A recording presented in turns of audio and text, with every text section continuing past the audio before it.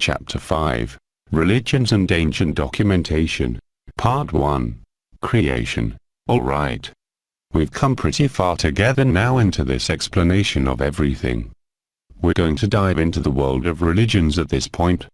This will need a lot of explaining, and like I said at the beginning of this, we will need to understand some things in order to understand others. This is one of those topics that will need to be broken up into parts. Where should we start? Well, we should probably take what we know and cross-check it with our documentation of the past, right? Let's see if there's any clues to what we are capable of, or maybe an explanation similar to what our current science can explain. It only makes sense that we take in every bit of information that we can and gather from the earliest sources to put together who we are.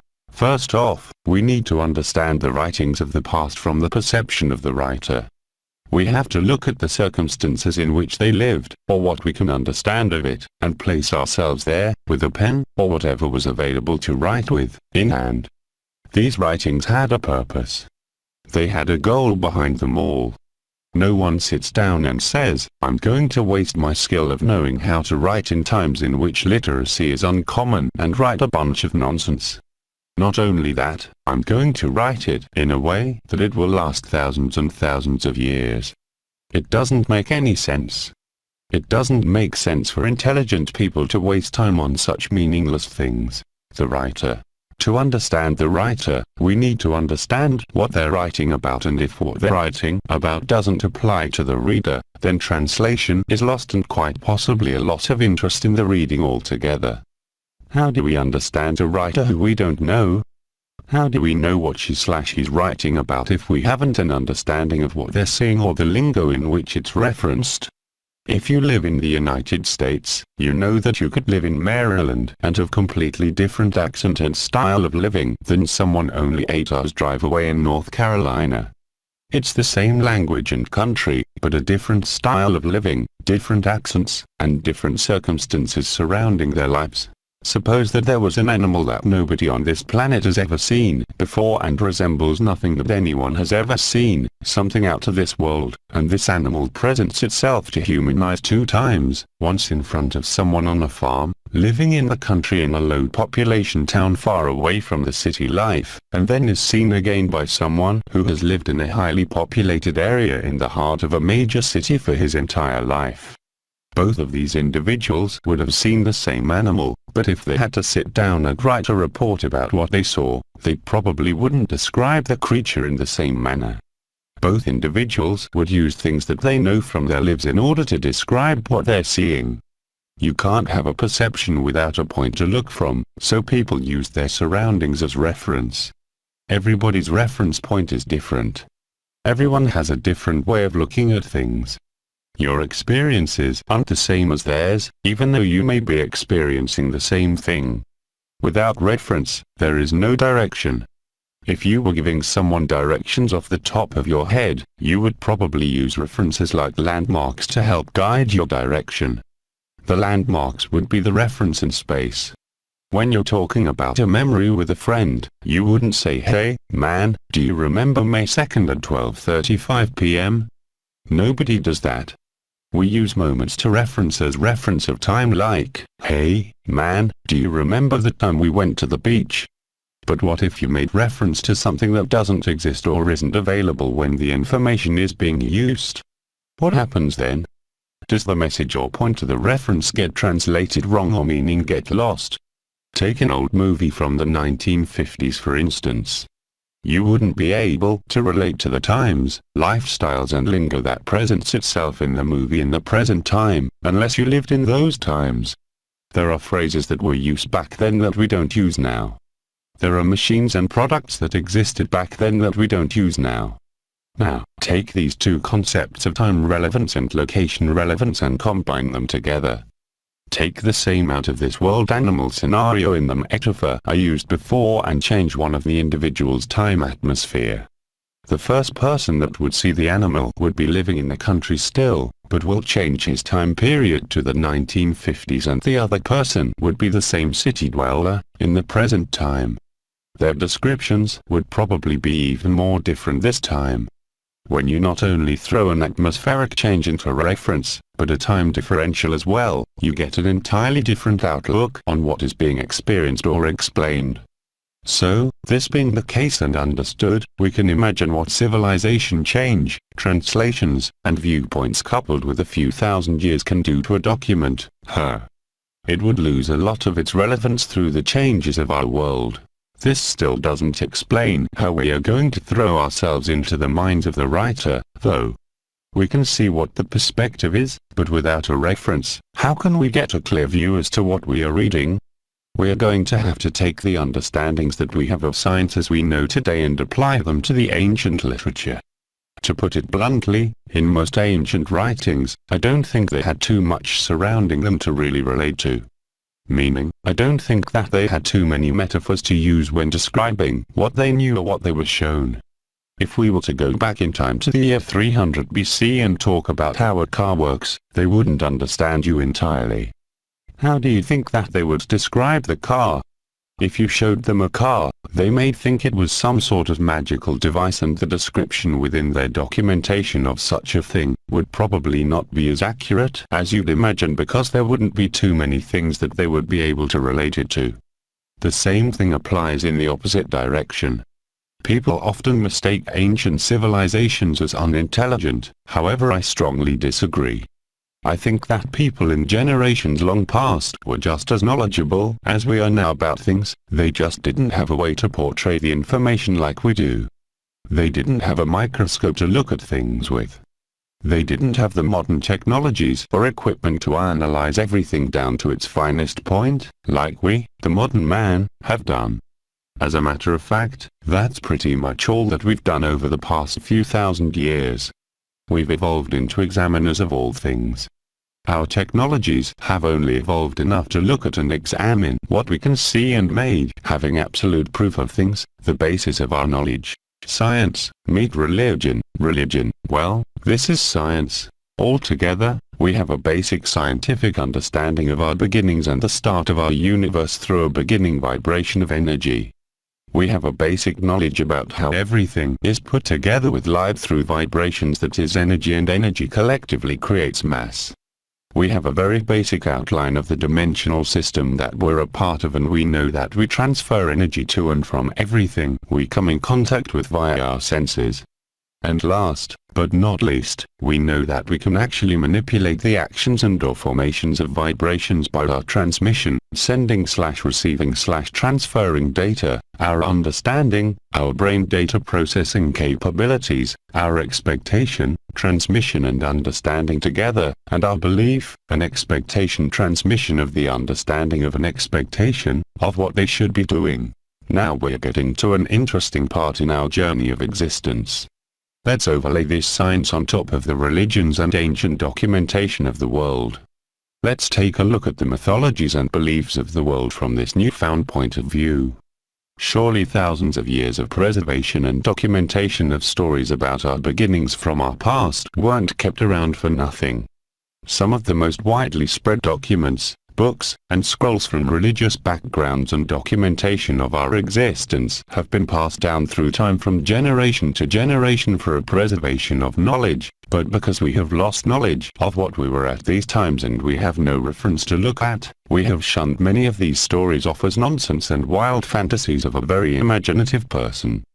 Perhaps they are, but if you think about it, would people really spend generation after generation building something like the pyramids in Egypt, with all of its hieroglyphs neatly carved everywhere, just because they had a grand imagination?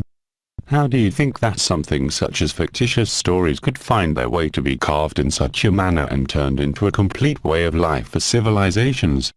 Do you think that the large amount of churches and temples that stand on this planet, sharing in rituals and beliefs that were thousands upon thousands of miles and years from each other, may have been just coincidentally similar?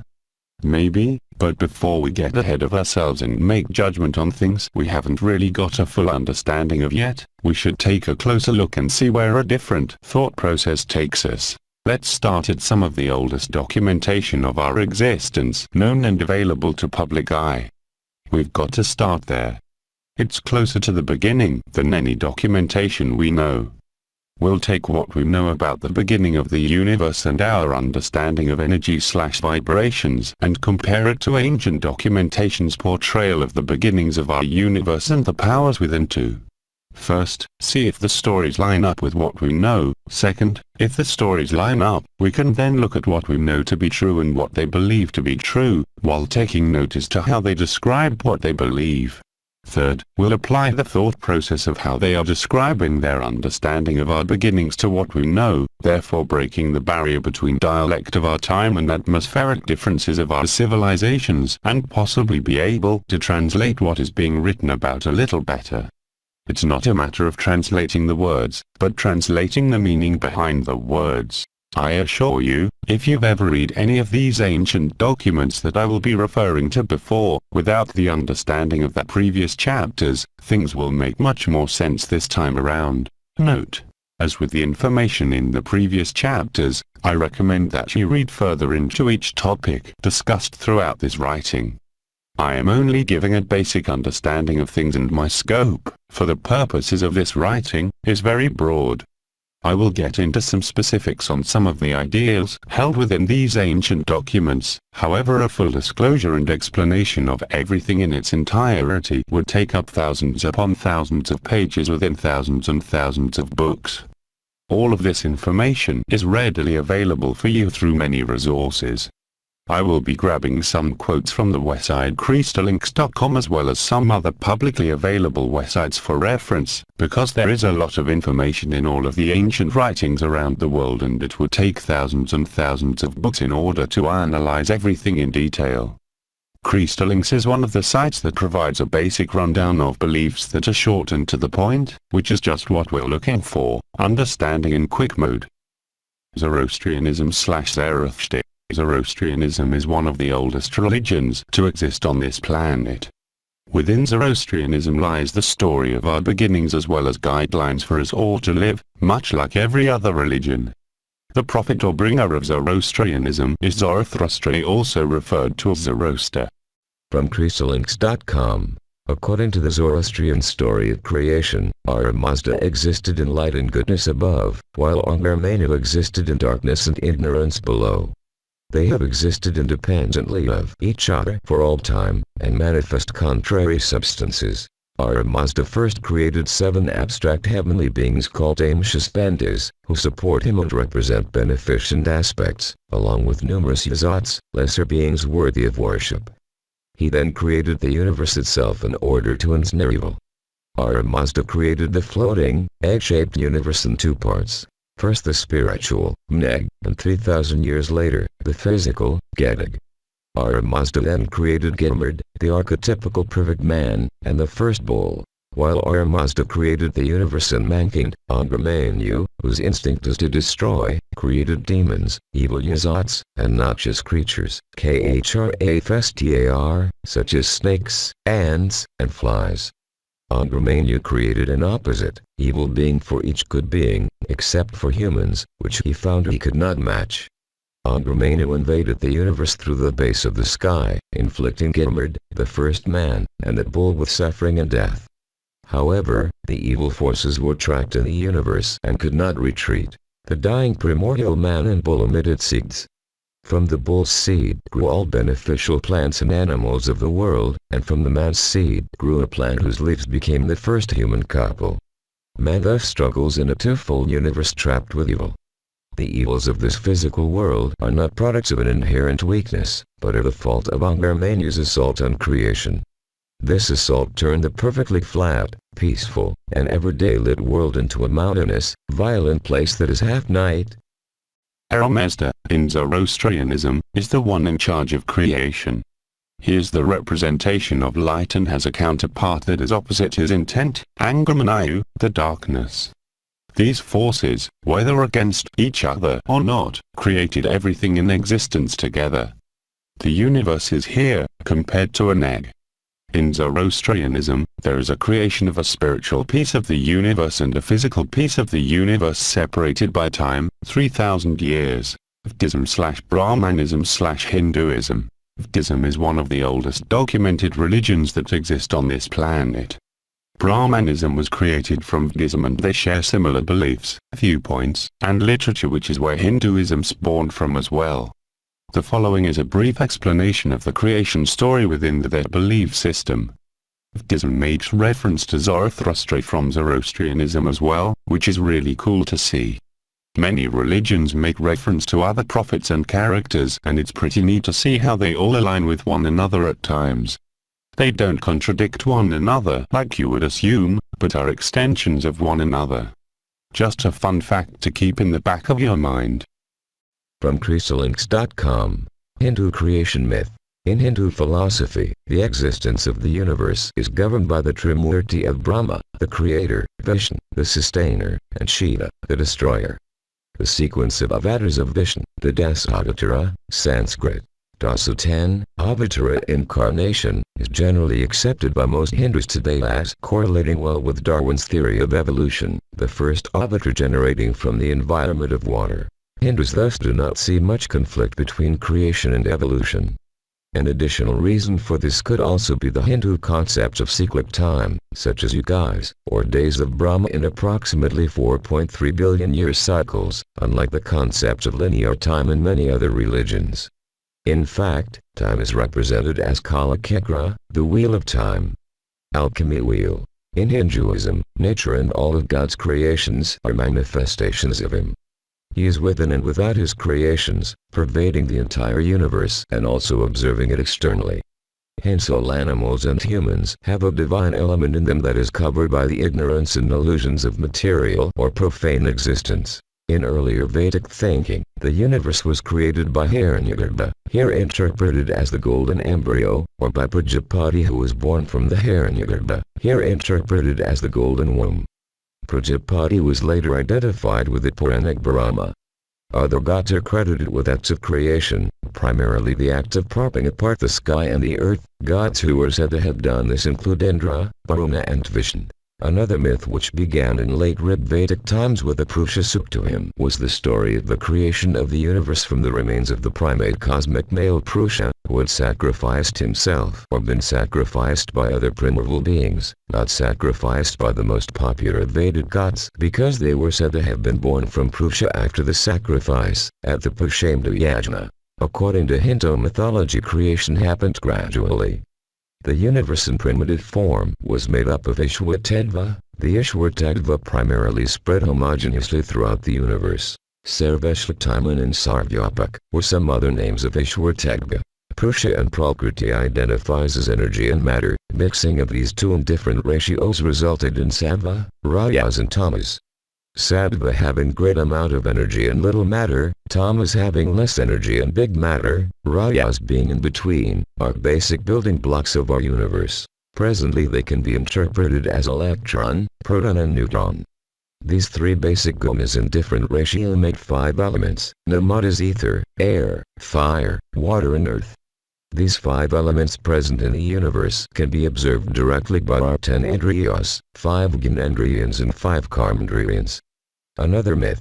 This universe existed in the shape of darkness, unperceived, destitute of distinctive marks, unattainable by reasoning, unknowable, wholly immersed, as it were, in deep sleep. Then the divine self-existent, himself undiscernible but making all this, the great elements and the rest, discernible, appeared with irresistible power, dispelling the darkness. He who can be perceived by the internal organ alone, who is subtle, indiscernible, and eternal, who contains all created beings and is inconceivable, shone forth of his own will. He, desiring to produce beings of many kinds from his own body, first with a thought created the waters, and placed his seed in them. That seed became a golden egg, in brilliancy equal to the sun. In that egg he himself was born as Brahma, the progenitor of the whole world. The Divine One resided in that egg during a whole year, then he himself by his thought divided it into 2 halves.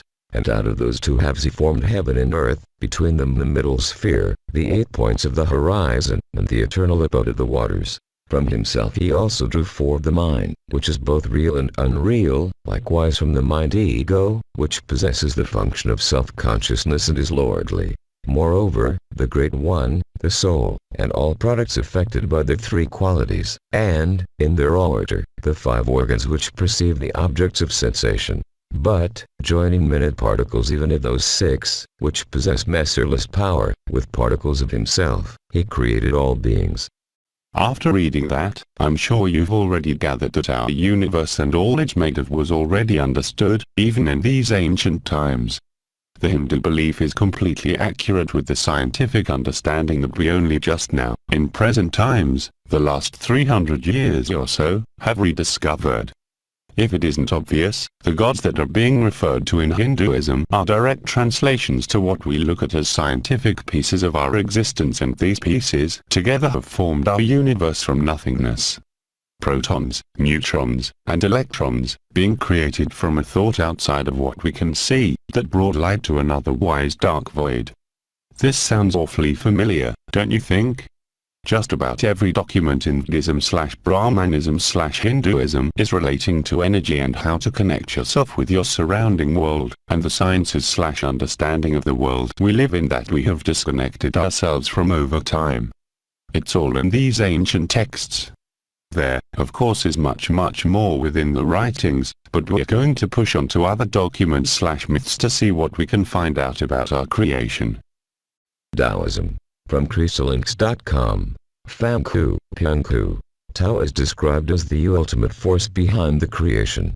With Tao, nothingness gave rise to existence, existence gave rise to yin and yang gave rise to everything.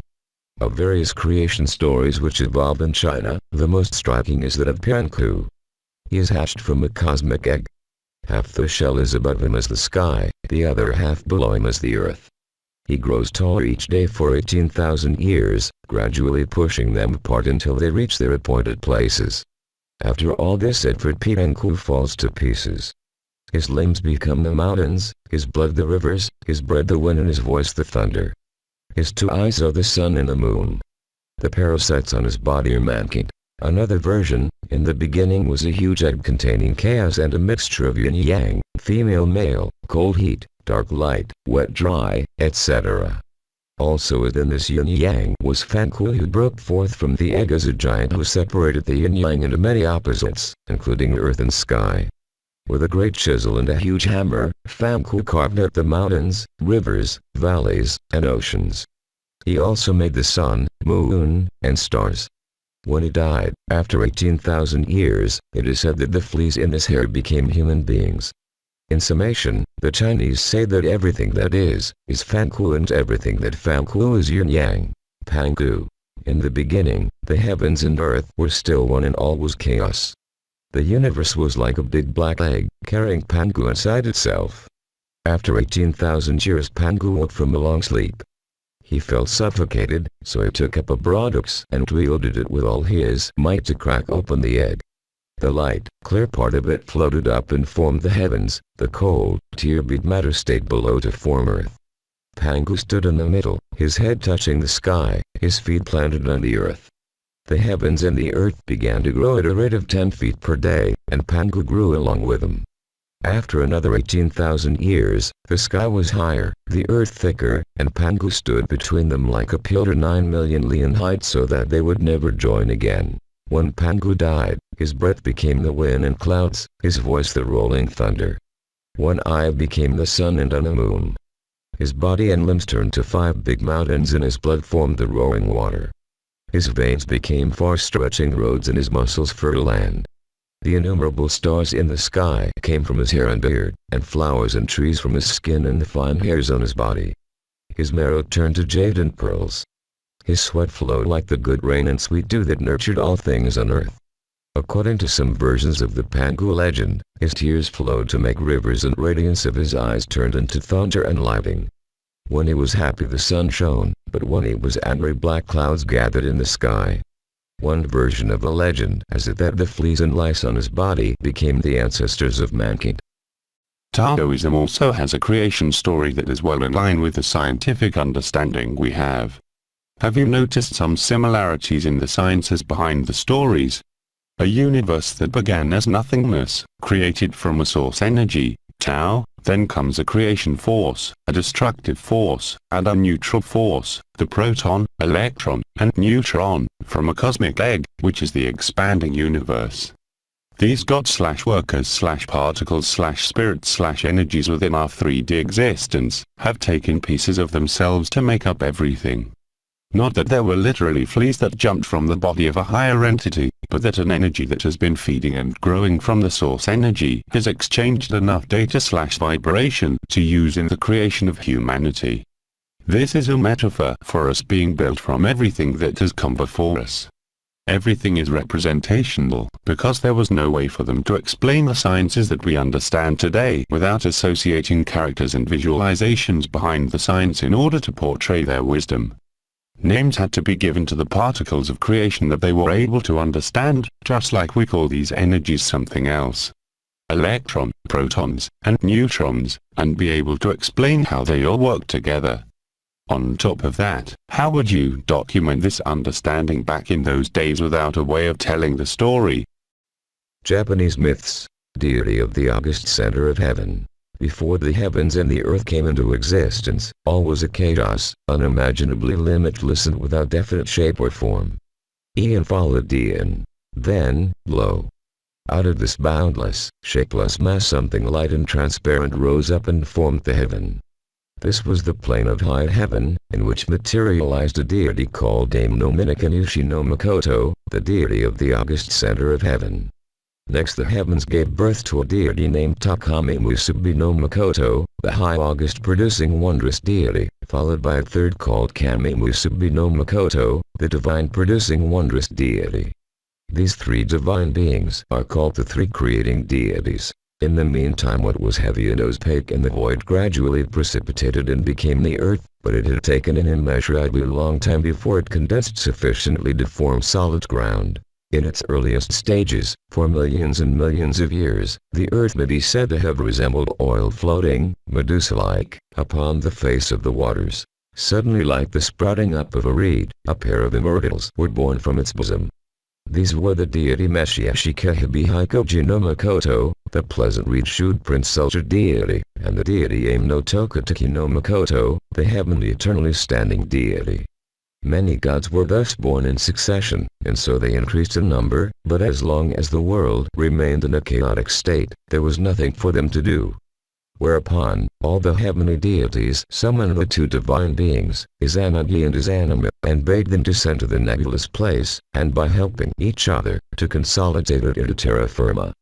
We bestow on you, they said, this precious treasure, with which to rule the land, the creation of which we command you to perform. So saying they handed them a spear called Eminone Boko, embellished with costly gems. The divine couple received respectfully and ceremoniously the sacred weapon and then withdrew from the presence of the deities, ready to perform their august commission. Proceeding forthwith to the floating bridge of heaven, which lay between the heaven and the earth, they stood a while to gaze on that which lay below. What they beheld was a world not yet condensed, but looking like a sea of filmy fog floating to and fro in the air, exhaling the wild and inexpressibly fragrant odor. They were, at first, perplexed just how and where to start, but at length Izanagi suggested to his companion that they should try the effect of stirring up the brine with their spear. So saying he pushed down the jewel shaft and found that it touched something. Then drawing it up, he examined it and observed that the great drops which fell from it almost immediately coagulated into an island, which is, to this day, the island of Anaguro. Delighted at the result, the two deities descended forthwith from the floating bridge to reach the miraculously created island. In this island they thenceforth dwelled and made it the basis of their subsequent task of creating a country. Then wishing to become espoused, they erected in the center on the island a pillar, the heavenly August pillar, and built around it a great palace called the Hall of 8 Fathoms. Thereupon the male deity turning to the left and the female deity to the right, each went around the pillar in opposite directions. When they again met each other on the further side of the pillar, Izanami, the female deity, speaking first, exclaimed, "How delightful it is to meet so handsome a youth." To which Izanagi, the male deity, replied, "How delightful I am to have fallen in with such a lovely maiden." After having spoken thus, the male deity said that it was not in order that woman should anticipate man in a greeting. Nevertheless, they fell into connubial relationship, having been instructed by two wartels which flew to the spot. Presently the goddess bore her divine consort a son, but the baby was weak and boneless as a leech. Disgusted with it, they abandoned it on the waters, putting it in a boat made of reeds. Their second offspring was as disappointing as the first. The two deities, now sorely disappointed at their failure and full of misgivings, ascended to heaven to inquire of the heavenly deities the causes of their misfortunes. The latter performed the ceremony of divining and said to them, "It is the woman's fault. In turning round a pillar, it was not right and proper that the female deity should in speaking have taken precedence of the male. That is the reason." The two deities saw the truth of this divine suggestion, and made up their minds to rectify the error. So, returning to the earth again, they went once more around the heavenly pillar. This time Izanagi spoke first, saying, "How delightful to meet so beautiful a maiden." "How happy I am," responded Izanami, "that I should meet such a handsome youth." This process was more appropriate and in accordance with the law of nature. After this, all the children born to them left nothing to be desired. First, the island of Awaji was born, next, Shikoku, then, the island of Oki, followed by Kyushu.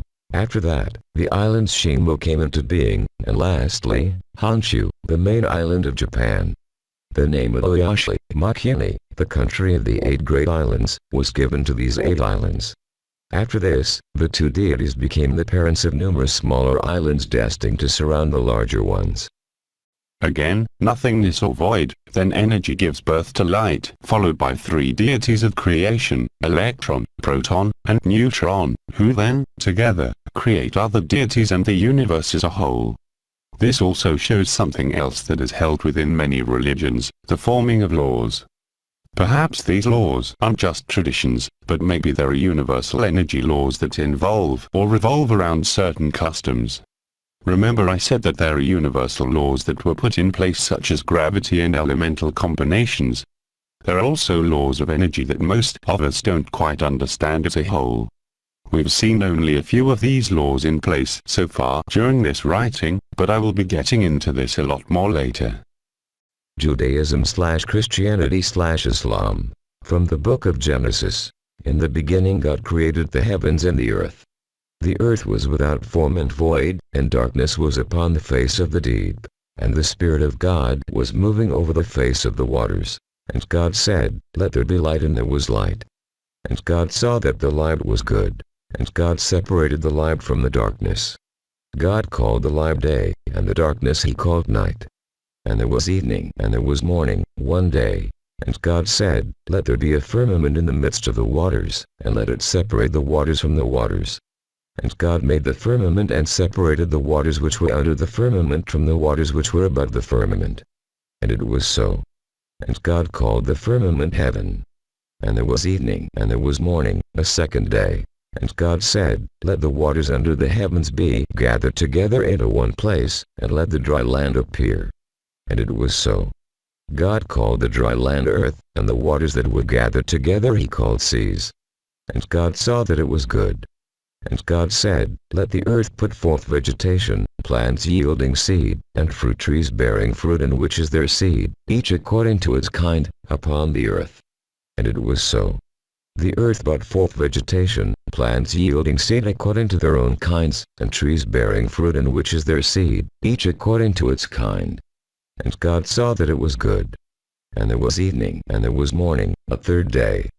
And God said, "Let there be lights in the firmament of the heavens to separate the day from the night, and let them be for signs and for seasons and for days and years, and let them be lights in the firmament of the heavens to give light upon the earth." And it was so. And God made the 2 great lights, the greater light to rule the day, and the lesser light to rule the night. He made the stars also. And God set them in the firmament of the heavens to give light upon the earth, to rule over the day and over the night, and to separate the light from the darkness. And God saw that it was good. And there was evening and there was morning, the 4th day. And God said, "Let the waters bring forth swarms of living creatures, and let birds fly above the earth across the firmament of the heavens." So God created the great sea monsters and every living creature that moves, with which the waters swarm, according to their kinds, and every winged bird according to its kind. And God saw that it was good. And God blessed them, saying, "Be fruitful and multiply and fill the waters in the seas, and let birds multiply on the earth." And there was evening and there was morning, a 5th day. And God said, Let the earth bring forth living creatures according to their kinds, cattle and creeping things and beasts of the earth according to their kinds. And it was so. And God made the beasts of the earth according to their kinds, and the cattle according to their kinds, and everything that creeps upon the ground according to its kind. And God saw that it was good. Then God said, Let us make man in our image, after our likeness, and let them have dominion over the fish of the sea, and over the birds of the air, and over the cattle, and over all the earth, and over every creeping thing that creeps upon the earth. So God created man in his own image, and the image of God he created him. Male and female he created them. And God blessed them, and God said to them, Be fruitful and multiply, and fill the earth and subdue it, and have dominion over the fish of the sea and over the birds of the air and over every living thing that moves upon the earth. And God said, Behold, I have given you every plant yielding seed which is upon the face of all earth, and every tree with seed in its fruit. You shall have them for food. And to every beast of the earth, and to every bird of the air, and to everything that creeps on the earth, everything that has the breath of life, I have given every green plant for food. And it was so.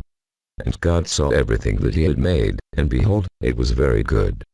And there was evening, and there was morning, a sixth day. Thus the heavens and the earth were finished, and all the host of them. And on the seventh day God finished his work which he had done. So God blessed the seventh day and hallowed it, because on it God rested from all his work which he had done in creation. From Chrysalinks.com, Islam shares with Judaism and Christianity the story of a world-creating divine act, spaced out over 6 periods. The Islamic creation account, like the Hebrew one, involves Adam and Eve as the first parents, living in paradise. As in the Hebrew story, God warns Adam and Eve not to eat fruit from a certain tree, but they do anyway, earning expulsion from paradise. The creation narrative of Islam is further developed in many verses in the Quran. According to the Quran, the skies and the earth were joined together as one unit of creation, after which they were clubbed asunder. After the parting of both, they simultaneously came into their present shape after going through a phase when they were smoke-like. Some parts of the Quran state that the process of creation took 6 days, while other parts claim that the process took 8 days.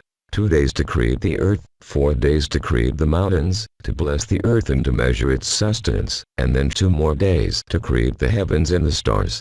However, the consensus among Muslim scholars is that the process of creation took 6 days, not 8. They claim that the 4 days for creating the mountains, blessing the earth and measuring its sustenance implicitly include the 2 days for creating the earth. In light of modern scientific knowledge about the origins of the earth and the universe, many modern interpretations, particularly by apologists, prefer to view the word day as used in the Quran to mean an arbitrary period of time or epoch. They justify this view by explaining that the usage of the word day to mean an arbitrary period of time is not uncommon.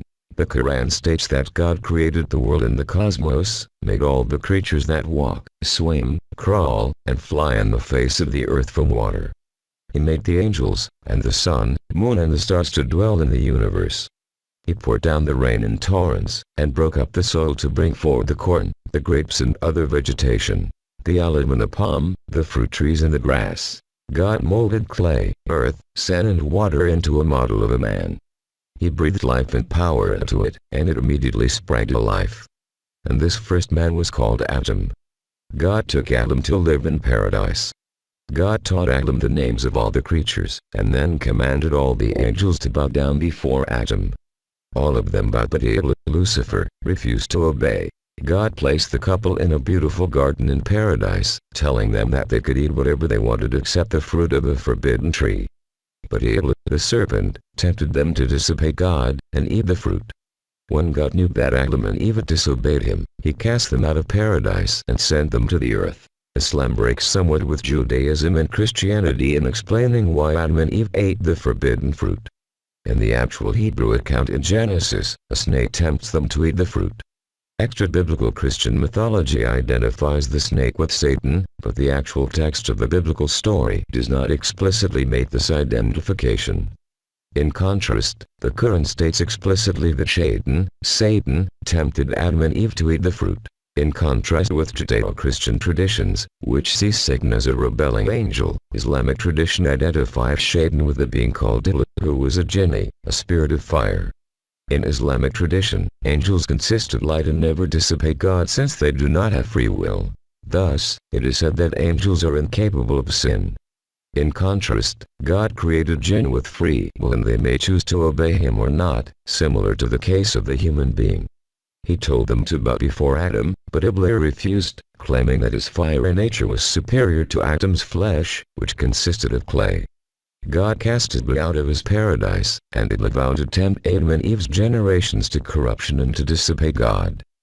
A void, a source vibration/light entering our dimension, and a separation of light and dark, which if you refer back to the previous religious documents we've looked at so far, is pretty consistent in the formation of the particles of an atom, positive, negative, and a neutral force, dark, light, and the source energy.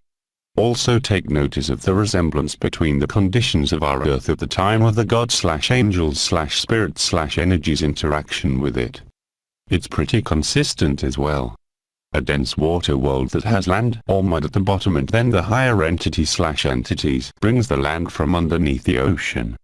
Also, we should take notice that the procedural steps in which everything was done throughout all of the writings are consistent. A creator source energy takes notice of a darkness or a void, bringing it light, forms mass through atoms and the atomic structure, then makes of the stars in the heavens, extremely brief explanation of other galaxies being made, a separation of land and water.